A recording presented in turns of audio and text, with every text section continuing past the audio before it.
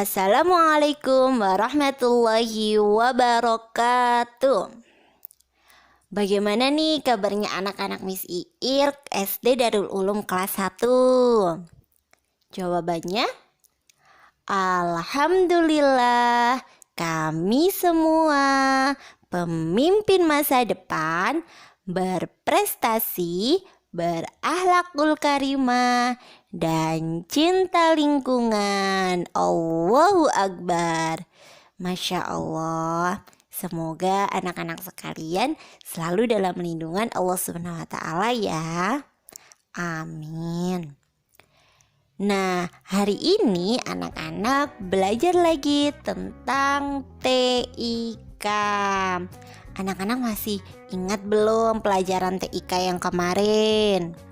Minggu kemarin kita belajar mengenal TIK. Apa sih kependekan dari TIK? Kepanjangan dari TIK? Iya, TIK merupakan kependekan dari teknologi, informasi, dan komunikasi. Ngomong-ngomong soal komunikasi, hari ini kita akan belajar mengenal alat komunikasi. Nah, anak-anak, alat komunikasi itu dibagi menjadi dua. Alat komunikasi yang tradisional dan modern. Kalau yang tradisional itu yang jadul, jadi yang sudah kuno, sudah lama, dan masa sekarang jarang sekali digunakan lagi.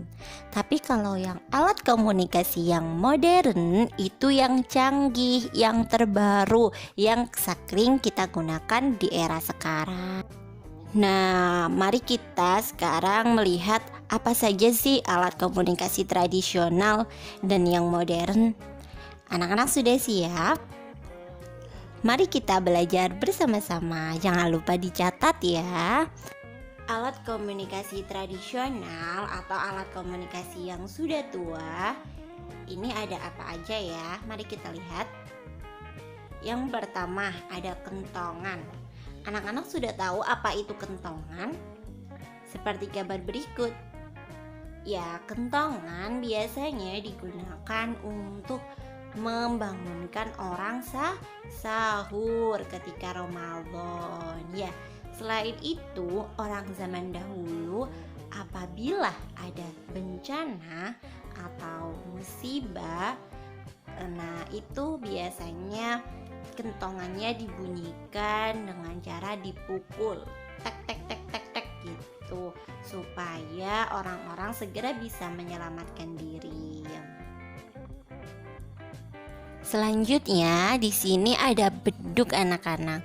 Nah, beduk termasuk alat komunikasi karena digunakan untuk menginformasikan bahwa waktu sholat sudah tiba.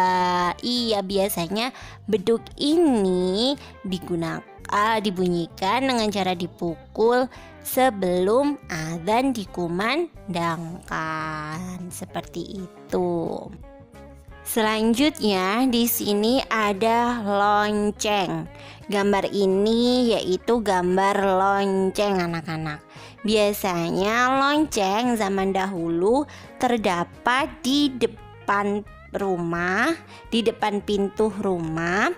Nah, fungsinya untuk apa Miss Iir? Untuk menginformasikan bahwa di depan ada tamu yang sudah menunggu si tuan rumah untuk membukakan pintu. Selain itu juga lonceng biasanya berada di sekolahan. Nah, untuk apa? Untuk memberitahu siswa bahwa pelajaran akan segera dimulai. Dengan cara gimana Miss membunyikan lonceng? Nah, itu kan ada talinya ya anak-anak. Itu bisa ditarik atau digeser ke kanan dan ke kiri. Begitu. Nah, selanjutnya kita akan belajar tentang alat komunikasi modern. Ada apa aja? Mari kita simak. Yang pertama ada bel. Nah, bel ini juga difungsikan sama anak-anak seperti lonceng. Akan tetapi bel ini sudah sangat canggih karena membunyikannya hanya cuma dipencet saja, dan itu bisa menghasilkan suara ke seluruh penjuru yang dikehendaki. Jadi jangkauan atau suaranya itu lebih keras. Jadi semuanya itu bisa terdengar.